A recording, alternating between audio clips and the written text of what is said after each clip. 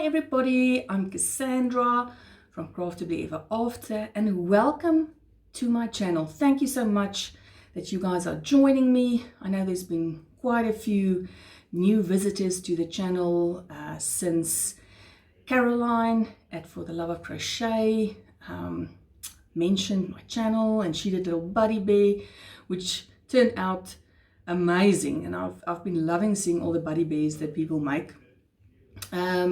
But before I get into talking about Buddy Bear, let me jump right into what I wanted to talk to you about today. Now, originally, I thought last week that I wanted to update you a bit on all my works in progress that I've got going on, because there's quite a few. It's the sweater, it's that cake yarn blanket, it's a shopping bag. There's a few loose things, but as it goes, a few things came over my path in the last few days and my video plans changed completely. So today is actually going to be a whole chat just about toys, nothing else. So when I was working on my works in progress, all my different sort of random projects last week, I thought, well, I've got to show at least one finished item. I don't want to talk just about all my whips. I wanted to at least have one finished object to show you. Now, this is where the journey of the last 3 or 4 days started. So on the website Lovecraft, now I'm sure many of you know about this website, I found one of my favorite designers on there. I think it's Carolyn Brody. She works under the name, or her designing name is Sweet Oddity Art.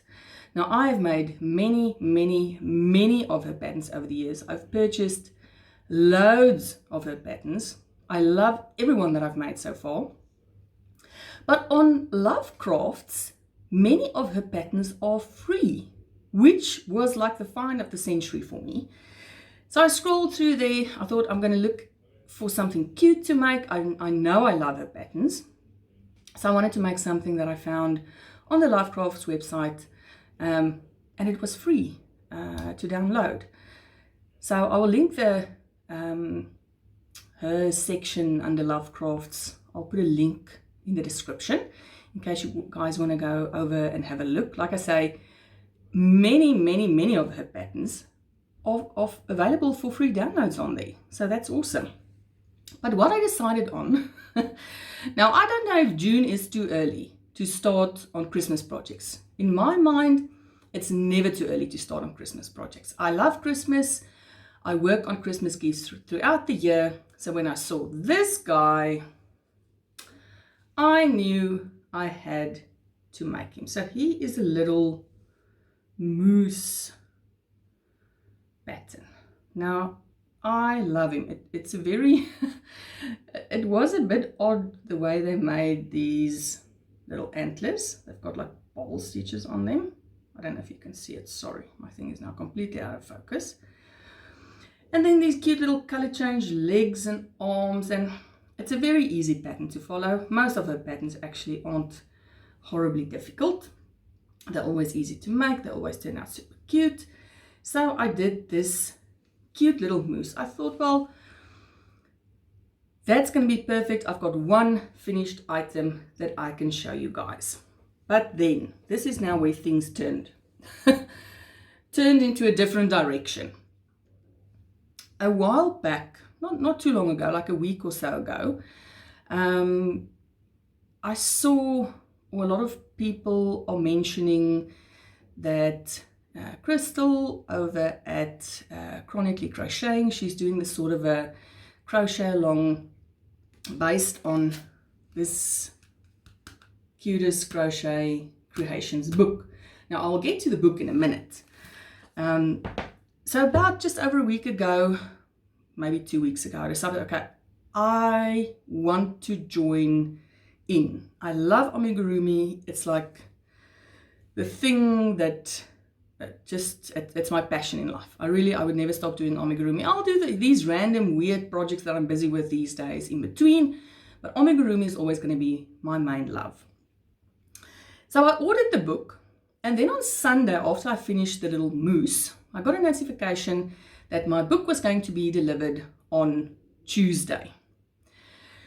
Now, instead of me just on Monday continuing with my loads of whips, no. Why would I want to do something as mundane as just working on my whips when I can start a whole new project? And this is always the problem. So months ago, on Rebecca's channel, Yarn and Pajamas, she mentioned this book. So she had this book. So a couple of months ago, I ordered this book. Then when I caught up on videos on Monday, I was watching Caroline at For the Love of Crochet. And she, by chance, happened to mention this book as well, because she made a cute little donut pig not too long ago, but she mentioned that she's going to try some patterns from this book. So on Monday, after watching Caroline, I thought, wait, I've got this book. My cute crochet creations book was coming on Tuesday, so I knew I had one full day to keep myself busy with something, because I know myself, and the minute this book arrived, I knew I was going to start making something out of it. So I took my Crochet Donut Buddies book, and what do you think I did? I set up a mini challenge, because what is life if we don't have little mini challenges we set ourselves? So that was around 11 o'clock on Monday morning. I said, okay, how many donut buddies can I make starting Monday up until the time I received this book on Tuesday? All right, now, like I say, I don't know why I enjoy setting these weird challenges for myself, but this was now set, and I plucked out all of my Rainbow Cotton 86. I don't work with them that often anymore. So I've got a bunch of Rainbow Cotton 86 lying around, so I pulled all of the colors out. I thought, all right, let me start see how many of these donut buddies I can make. So I started off with this one. Now, I thought it was going to be an easy one, which it was, but there was surprisingly a lot of sewing. But isn't this cute? So, donut buddy number 1 was this little cutie.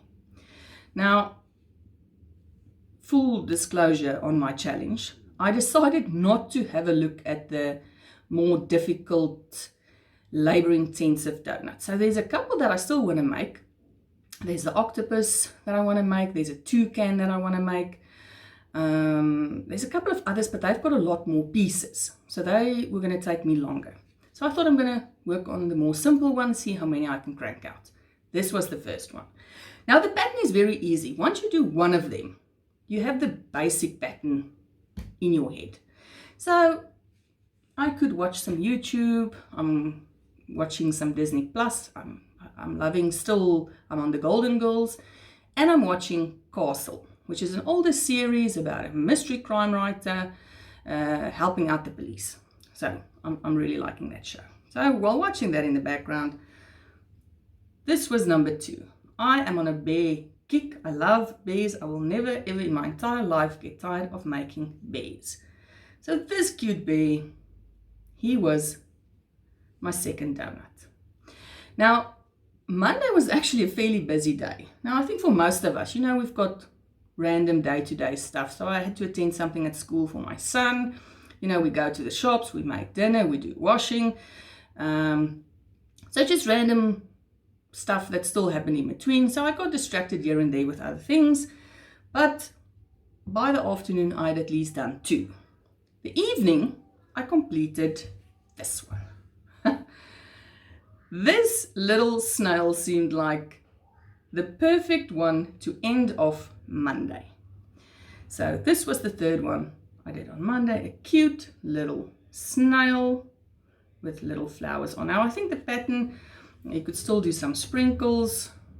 At that stage I wasn't in the mood to do any sprinkles, so I finished him off but I really, really like this little snail. Tuesday morning popped round. Again, I faffed about a bit. I answered some lovely comments from you folks on YouTube. I was catching up on some other videos. But I managed to squeeze in another donut before my book arrived at around 12. So this cute little turtle, and this one I actually really, really like a lot. So he was actually, I don't know, my favorite of the bunch. So his cute little smile. Him, I did go to the trouble of adding some sprinkles. So him, my favorite, and my fourth. So there you have it, guys, my mini challenge. How many donuts can I pop out in a day? 4. Now, honestly, if I didn't faff about so much, I probably could have squeezed in another one, maybe 2. I'm not the fastest of crocheters, but I'm actually chuffed with the fact that I managed to do 4 of them in like everyday busyness of life. So this book, I will link it down below. It is a very cute book, and I think you guys will enjoy it. Then, now I'm getting to this one. Now, I've seen some of the patterns that people have showed on their channels, so I know more or less what some of the other YouTubers are going to make. If any of you guys are joining in, let me know. But even without knowing which patterns were inside, I already decided beforehand that I was going to do this bear. Oh, sorry, don't know if you can see him, but you would have seen him. So this little bear, I knew from the start that I was going to make him. Now, I like taking some artistic liberties with patterns. This one was no exception. Now, I did read through the entire thing first. I always read the notes. Now, this one asks that you hold 2 strands of yarn together, which I already decided from the start I was not going to do because I don't particularly like holding 2 strands together. So I knew it was going to be a much smaller bear, obviously, with me doing him in Rainbow Cotton 8/4, which is a fingering or a sock weight yarn. So I knew it was going to be small. But the thing I didn't notice was that when you do his little muzzle, now you see his muzzle is fairly small in comparison to the rest of his face. And why is this? Because you do his body in 2 strands and his muzzle in 1. That I didn't actually notice when I read through the pattern. So I was chugging along with my bear, very happy with how it turned out.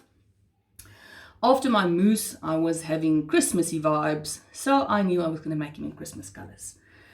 The only thing that ended up being a problem, as you can now gather from my explanation, is the muzzle.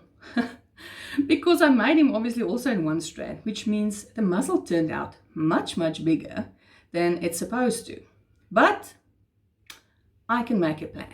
So this is my bear, and I absolutely love him. Now, there's one other change that I made in the pattern that I will explain to you now. Now, for one thing, I do not like animals with these very wide set eyes. If it's ever in a pattern, I always change it. I love the eyes a bit closer together. I always put these little whites on, gives him this little cute derpy looking face. But now the muzzle didn't fit, because on this one, as you see, the muzzle is supposed to be sort of the oval long ways between the eyes.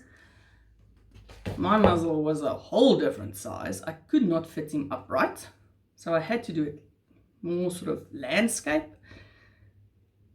But I think he looks awesome with it. So it's the same size muzzle as the pattern. I just turned it sideways. I did him in a nice green and red. It's not coming up comes on the screen, it looks a bit like a washed out red, but it's a really, really nice Christmas red. And then I, of course, because I was feeling the Christmas vibes, I made him a little Christmas hat. So I loved making this bear. Now, of course, while I was working on him, doing his little Christmas theme, I thought, wouldn't it be fun making a bunch of these bears in different holiday themes? So I think, even though there's a bunch of cute patterns in this book, and I will probably make more of the other patterns, I want to make another one of these, but maybe in something like a Halloween. So give him a little purple and black sweater and maybe a little hat with a pumpkin dangling down. So I don't know. What do you guys think? There's actually so many possibilities, and I love this bear. Now, what I want to tell you, I did change one thing in the pattern. The pattern lets you start the bear from the top, working all the way down. And then when you get sort of to the last few rows of the body, then you split the legs. So you start at the top, you work until there, then you divide that bottom part to do the legs, and you sew the center closed. Now, I don't like doing it like that. Now, even one of my favorite army books is the Animal Friends of Peek-a-Pow. I've got both of the books. A lot of the patterns in there, they also ask you to, you start with the head and you end by splitting the legs from the body. And I really, really don't like doing it like that. So what I did with this one, I reversed the pattern. So I have the exact same pattern, the exact same number of rows, the exact same stitch count, but I started with the legs. So I made 2 legs, connected them, and then ended at the top of the head. So that's why I'm saying I like taking artistic liberties with patterns. Now, it's basically still the same pattern from the book.